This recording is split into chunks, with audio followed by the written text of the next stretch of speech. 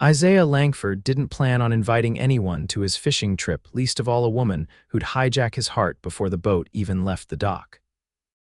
He leaned against the glossy railing of his private lakehouse deck in Montana, the early morning sun glinting off the water as his personal chef rolled a serving cart past him. The trip was supposed to be quiet. No deals, no boardrooms, no suits. Just fishing, whiskey, and the kind of silence he hadn't had since his first million. But then his assistant had asked, "Should I confirm Willow Oakes for the trip?" He'd paused. "Who? You approved her, wildlife photographer. She's doing the conservation feature for the Langford Foundation. She's staying in the guest cabin." He didn't recall approving anything, but he also hadn't looked at the guest list since Geneva. "Fine," he muttered, brushing off the thought. "Just make sure she doesn't get in the way." He hadn't expected her to show up wearing boots caked in dried mud, a camera strapped across her chest, and a smile that looked like it was carved straight from sunlight. "Are you the boat guy?" she'd asked, hiking her bag over her shoulder. Isaiah had blinked. "I own the lake," she squinted up at him. "Cool. I own a thermos and a strong dislike of arrogant men. Guess we're both impressive." He should have been annoyed. Instead, he'd laughed, cracked a real, honest laugh for the first time in months. Now, 2 days in, Willow had managed to turn every expectation he'd had upside down. She wasn't impressed by his money. She didn't ask about his company. She didn't look at him like he was a headline or a paycheck. She looked at him like he was just a man. A man who, at that moment, was watching her kneel by the edge of the dock, coaxing a squirrel with a granola bar and whispering, "Come on, buddy, I won't eat you, I'm vegetarian." Isaiah stepped closer. "You know that's not a pet, right?" She glanced back. "You know you're wearing $3,000 loafers on a wooden dock, right? I like to be prepared." "For what? A business merger with a trout?" He couldn't stop the laugh that burst out. "You always this charming." "Only when I'm trying to impress millionaires with questionable footwear." He raised a brow. "You know who I am. I Googled you after I saw your fridge had caviar in it. I don't usually trust people who refrigerate fish eggs." He sat beside her, the wood warm under the sun. "You're not like anyone I've met." "That's probably because I don't care about your money or your portfolio." He studied her. "What do you care about?" She looked out at the water, her expression softening. "Quiet sunrises, honest people, cameras that still shoot film, and squirrels who trust me." Isaiah watched the wind catch her hair. She was so different from the women he usually met, the ones who wore designer heels and asked for yacht invitations before dessert. Willow was real, grounded, infuriatingly unpredictable, and he couldn't stop thinking about her. The next morning he found her sitting on the dock again, legs crossed, sketching in a small notebook. "Didn't know you could draw," he said, approaching with 2 coffees. "I didn't ask for coffee," she replied, but took it anyway, her fingers brushing his for a moment longer than necessary. Isaiah sat beside her, catching a glimpse of the sketch, a rough but beautiful pencil drawing of him standing on the boat deck, sun behind him. He looked at her. "You drew me. You were the only thing still for 10 seconds. He felt something shift in his chest. "You're staying the full week, right?" She hesitated. "I was supposed to leave tomorrow." "Don't," she blinked. "Why not?" "Because I want you to stay." She closed the notebook. "You always get what you want, usually." She stood slowly. "Well, Isaiah Langford, I'm not something you can buy." "I know," he said quietly, standing too. "That's why I want you to stay." They stared at each other, the weight of something unspoken settling between them. She was the first woman in years who didn't flinch at who he was, who challenged him, who made him feel like more than a bank account. He watched her walk away, her boots thudding against the dock, and he knew this trip wasn't going to be the quiet retreat he'd planned. It was the beginning of something he hadn't seen coming. And for the first time in a long time, Isaiah Langford didn't want to be alone. The third morning began with rain, not the soft kind that whispered against windows, but the kind that rattled the tin roof of the boathouse and turned the dirt road into sludge. Isaiah stood inside the glass-walled living room, holding an untouched cup of black coffee, watching the storm blur the edges of the lake. Across the lawn, the guest cabin's lights flickered on. Willow's silhouette passed briefly in the window barefoot, hair pinned up, carrying a mug of something steaming. He didn't know why he noticed the mug, or why it mattered that she stayed in pajamas past sunrise, but it did. He turned away from the window and grabbed his keys. By the time he reached her door, the rain had softened. She opened it before he knocked, as if she'd been expecting him. Her eyes were darker than usual, heavy with something unspoken. "I didn't think you'd be out in this," she said. "I could say the same for you." She leaned against the doorway. "My editor called. The foundation pulled the second half of the grant." Isaiah narrowed his eyes. "Why?" She stepped back, letting him in. The cabin smelled like cinnamon and cedar, with a camera bag slung over a chair and a map of the region spread across the dining table. Some board member didn't see the value in field documentation, said we already have enough photos of trees. He dropped his keys onto the table. "Let me guess, Frederick Arnott." She raised an eyebrow. "How'd you know?" "He's been trying to cut funding for environmental initiatives since last year. I overruled him twice." "He said you were out of the country." "I was, but I'm not anymore." She folded her arms. "I don't want a favor." "It's not a favor. It's a correction. You'll make it seem like I needed your help." "You do." She took a slow breath. "That's not the point." Isaiah met her gaze. "Then tell me what is." She turned away, pacing toward the fireplace. "I've worked 10 years to be taken seriously. I've slept in tents during snowstorms, hiked through swamps, lived off stale granola for weeks. I'm not going to let some guy in a boardroom reduce my work to photos of trees." His voice softened. "You think I don't know what it's like to fight for credibility?" She glanced at him. "You're a millionaire." "I was a broke mechanic before I was anything else. I've had people laugh me out of rooms, investors steal my designs. I built my first prototype in a garage that flooded whenever it rained." She blinked. "You never told me that. You never asked." She studied him for a long beat. "So what now? We go fishing?" She laughed despite herself. In this weather, he walked to the coat rack and grabbed 2 slickers. "You scared?" "I'm not the one wearing loafers in a thunderstorm." He tossed one of the coats her way. "I brought boots this time." They headed down to the dock, the rain tapering to a light drizzle. The lake was still, silvered under the overcast sky. Isaiah started the engine, the boat humming to life. Half an hour in, with the shoreline a distant blur behind them, Willow cast her line and leaned back against the bench. The water lapped gently against the hull. Despite the earlier tension, she looked calm now, unhurried. "I used to think being alone made me stronger," she said, watching her line float. "That needing people meant weakness." He adjusted the controls. "And now, I think, maybe strength is knowing when to let someone in." Isaiah didn't respond right away. The silence felt weightier than before, not awkward, just full. He finally said, "You let me in without meaning to." She turned toward him. "That scare you?" "No," he said. "It terrifies me." She smiled, not the casual kind she gave to passing strangers, but the one that reached her eyes. "Good," he cleared his throat. "When's the last time someone asked what you wanted, not what you needed, what you actually wanted?" She blinked. "I don't know. I'm asking now." She looked out at the water, then back at him. "I want my work to matter. I want to finish the series I started. And I want," she hesitated, "I want someone who sees me, not just what I produce." The boat rocked gently beneath them. Isaiah reached into the cooler at his feet and pulled out a thermos. "I thought you might want this." She took it, unscrewed the cap, and inhaled. "You remembered I liked chai." "I pay attention." She took a sip. "You're not what I expected. Neither are you." As they drifted in the quiet, the rain finally stopped. A break in the clouds cast a beam of light across the lake, illuminating the water in a sudden burst of gold. Willow lifted her camera, instinctively angling for a shot. But then she paused, lowered it, and looked at him instead. "Not everything needs to be documented," she said. Isaiah leaned closer, his voice low. "Some things are better experienced." Their fingers touched on the bench between them. No rush, no declarations.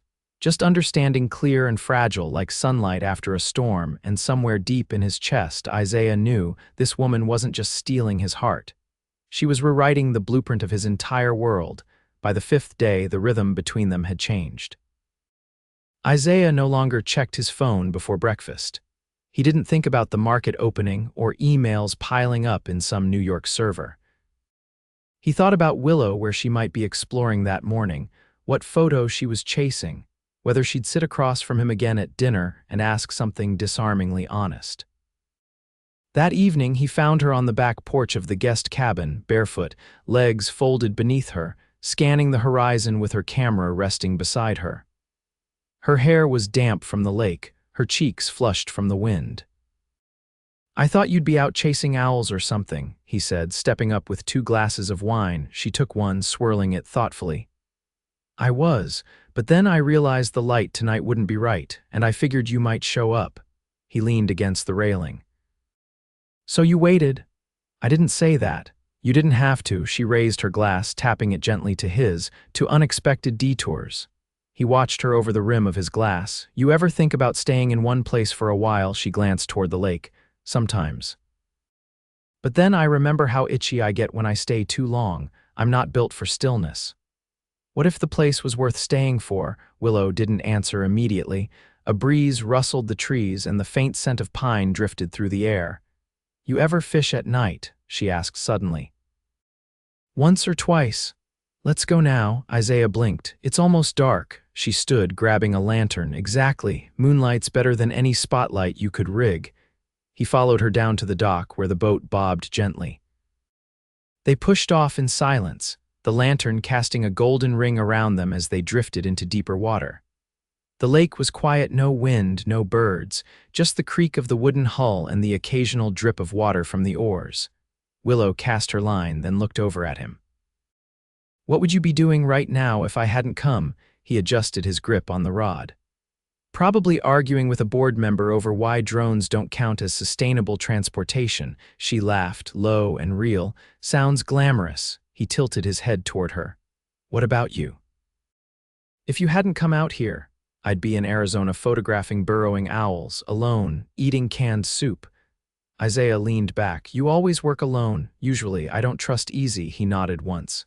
"Yeah, I get that." She studied him. "You ever let anyone in?" "Not since my father died." Willow leaned forward. "What happened?" "He had a heart attack. I was 23, just starting my first prototype. He was the only one who believed in it. After he passed, everyone else just saw a risk." She exhaled, voice softer. "That's why you never stop. You're still trying to prove they were wrong." Isaiah didn't answer at first. "Then, I stopped thinking I had anything to prove. Now I just want to build something that outlasts me." They sat in stillness after that. The stars began to appear one by one, reflecting off the water like scattered coins. Willow reeled in her line, setting the rod aside. "You ever think about what you'd be doing if you weren't rich?" she asked. He leaned his head back, eyes on the constellations. "Yeah. I'd own a tiny garage outside of Portland, fix up old cars, eat breakfast at the same diner every morning." She smiled faintly. "That sounds simple." "It does, but I never really wanted simple. I wanted control." She tilted her head. "And now," he turned to her. "Now I want something real." Their eyes locked, and this time she didn't look away. "You're not what I expected either," she said. He reached for her hand. "That's the second time you've said that. The first time I didn't know the half of it." The boat drifted, untethered, the water wrapping them in silence. Isaiah's fingers curled around hers, thumb brushing her knuckles. "I'm not asking you to stay forever," he said quietly. "Just long enough to see if this is something worth anchoring to." Willow held his gaze for a long moment. Then she leaned in, and their lips met in the middle of the boat, surrounded by darkness and water and stars. It was not rushed. It was not hesitant. It was the kind of kiss that rewrote whatever came before it. When they finally parted, she whispered, "I don't do things halfway." He touched her cheek. "Neither do I." And for the first time in a decade, Isaiah Langford didn't feel like a man carrying an empire. He felt like a man finally setting something down. The lake was still the next morning, its surface catching the early gold of sunrise like a sheet of glass. Isaiah sat at the end of the dock, barefoot, elbows on his knees, staring out at the water that had once promised quiet and solitude but had delivered something far more complicated. He heard Willow's steps before he saw her. She moved like someone who belonged in the world, not above it. "You look like a man who just found out his favorite fishing spot is getting paved over." she said, sitting beside him with a thermos in hand. He didn't glance her way. My board voted this morning. They're going public without waiting, so they ignored you. No. They waited until I was gone, then held the vote without informing me. Legal but gutless. Willow handed him the thermos. So what now? I've got two choices: fight it and spend the next year in courtrooms, or walk away. She tilted her head. You'd walk away from something you built from scratch. Isaiah finally looked at her. I'd walk away if it meant keeping my name off something I don't believe in anymore. Willow ran her fingers along the edge of the dock. You always said you wanted to build something that outlasted you. I did. I just didn't realize I'd be the one tearing it down. She nudged his shoulder with hers. Maybe you're not tearing it down. Maybe you're letting it change. He studied her face, the clarity in her gaze. You make things sound simple. No, I make them sound worth it. Isaiah reached into his back pocket and pulled out a folded envelope. This came last night. The conservation grant is reinstated, not just the original amount double. Willow stared at it, not taking it. You did that. I had the authority. It's done. She didn't speak right away. Then, why didn't you tell me sooner? Because I didn't want it to be about me fixing anything. You're not someone who needs saving. She was quiet for a moment. And yet you've made it a lot harder to walk away. He turned toward her. Then don't. Her eyes searched his. You don't know what you're asking. I know exactly what I'm asking. He stood and held out a hand. Come with me. Where? You'll see. Willow hesitated, then took his hand. They drove up the mountain trail in one of Isaiah's vintage Jeeps, tires crunching over gravel, the wind chasing through the open windows. He didn't speak until they reached the crest of a ridge. Below them, the valley stretched wide, dense forest, a winding river cutting through it, and a clearing with a weathered cabin that looked like it hadn't been touched in years. I bought this place a decade ago, he said, stepping out. I never told anyone. I always thought I'd fix it up when I had time. Willow followed him to the edge of the overlook. Why are you showing me? Because I want you to have it, she turned sharply. Isaiah, not as a gift, as a partnership, the Langford Foundation's shifting directions. I'm leaving the board. But I'm launching a new initiative, independent, fully funded, a wildlife conservancy. Research, photography, education, you'd run it. Willow stared at the cabin below. You'd really give that up. I'm not giving anything up. I'm trading something hollow for something that finally feels real. She was quiet for a long time. What if it doesn't work? Then we build something else, together. She looked at him, and something behind her eyes softened like a door unlocking. Say that again. We build something else. Together. Then he reached into his jacket and held up a small object wrapped in leather. She opened it. Inside was an antique compass, its brass casing worn but polished. It was my father's, he said. He used to tell me, you don't always need a map. Just something to remind you where your heart points. Willow closed the compass slowly. And where does yours point now? He stepped closer, brushing her hair back from her face. To you. Her breath caught, but she didn't look away. You're really not afraid. I'm terrified. But I'd rather be terrified with you than safe without you. She laughed softly, a single tear slipping down her cheek. You're impossible. He kissed her, and this time it wasn't tentative or cautious, it was complete, certain, like they were both finally done running. Later, back at the lake house, they stood in front of the fireplace as the sky deepened into dusk. Isaiah turned to her, his expression unreadable for a moment, then broke into something quieter, something real. I'm calling the auction house tomorrow. Selling the penthouse in Manhattan. Willow blinked. You're serious? I want to be here, build the conservancy, live in that cabin with you. She shook her head, smiling. You make decisions like most people order coffee. I've never been more sure of anything. She reached up, curling her fingers into the collar of his shirt. We're really doing this? He kissed her again, forehead to forehead. We already are. Outside, the wind stirred the trees, sending ripples across the lake. A loon called in the distance, and somewhere in the tall grass, a fox darted past the reeds. Inside, the fire crackled, casting amber light across the room as Isaiah pulled her close and whispered, I planned a fishing trip to get away from everything. Willow's voice was soft, steady. And instead, I found you. They didn't need to say anything more. Because some things don't need to be explained, they just need to be lived. Isaiah stood in front of the crumbling stone fireplace inside the old ridge cabin, sleeves rolled up, sweat lining his brow as he hammered the final support beam into place. Dust clung to every inch of him, and his once white t-shirt was now streaked with dirt and sawdust.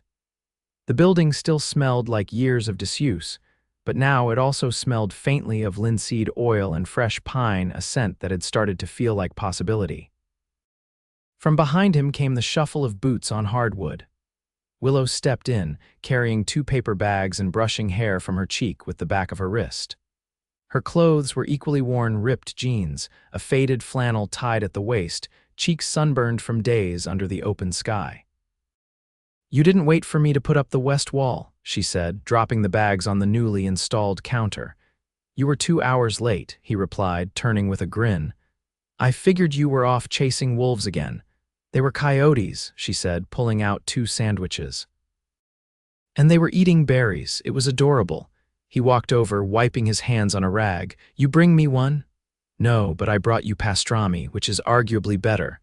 They sank to the floor, backs against the far wall, lunch in hand. The cabin didn't have furniture yet, or a working bathroom, but it was theirs. Every nail, every beam, every scraped knuckle and late-night blueprint had been shared between them. "I talked to the foundation this morning," Willow said between bites. "The first round of field researchers are approved, 2 biologists and a drone pilot, and the grant for the photography education program got approved." Isaiah raised an eyebrow. "You're becoming quite the executive." "I still don't own a blazer." He leaned his head back against the wall. "You're better off," Willow paused. "I never thought I'd do this, stay in one place, start a program, build something with someone." Isaiah set down his sandwich. "Do you miss it, the road, the next thing?" She considered it. "Sometimes. But lately I've realized that the world still feels big, even from here, and this doesn't feel like settling, it feels like choosing." His voice was quieter now. "Choosing me," she looked at him. "Every day." He reached for her hand, fingers sliding between hers. "I've been thinking about something dangerous, I mean it." She turned toward him fully. "What?" Isaiah reached into his back pocket and pulled out a small velvet box. Her breath caught, but he didn't open it yet. "I didn't buy this because I thought it would fix anything. I didn't buy it because I felt obligated. I bought it because I didn't want to spend another season, another day, another sunrise without knowing you were mine in every way." She stared at the box, then up at him, her voice barely above a whisper. "Isaiah." He opened it. Inside was a ring unlike anything she'd ever seen, delicate but strong. A single sapphire, deep and brilliant, surrounded by a thin band of gold etched with tiny mountain ridges. "This isn't a proposal for someday," he said. "This is a proposal for now, for this life we're building, this cabin. This work, this love, marry me." Willow's heart beat so loudly she could hear it in her ears. She didn't cry, she didn't laugh, she just nodded and whispered, "Yes."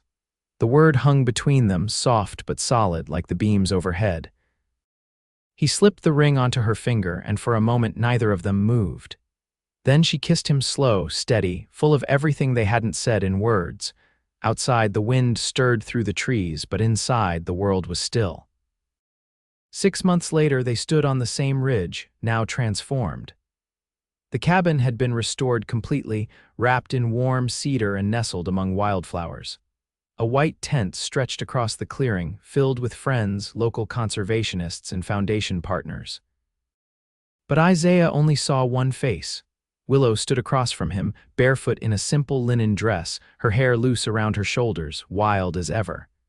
There were no bridesmaids, no matching suits, no cathedral veil. Just the 2 of them, vows echoing through the valley as the sun slipped low behind the mountains. "I didn't know how to stop running until I met you," she said. "You gave me something I never knew I wanted, stillness that feels like home." He took her hands, his voice steady. "I've built engines, empires, and escape plans, but this is the only thing I've ever built that makes me feel whole. You are my anchor, my fire, my forever." When they kissed, the crowd clapped, but neither of them heard it. They only heard each other's breaths, each other's hearts.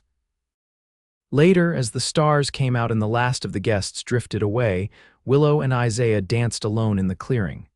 No music, no lights, just the crackle of the bonfire and the sound of the trees.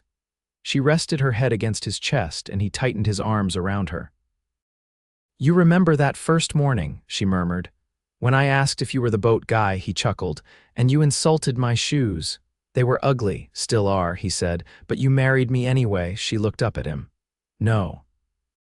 I married the man who gave me a compass and asked me to build a life with him." He kissed her forehead. "And we'll keep building, every day." They stayed like that, wrapped in each other as the fire burned low and the sky stretched wide above them. And in a world that never stopped racing forward, two people who had once chased solitude found their forever anchored not by silence, but by love.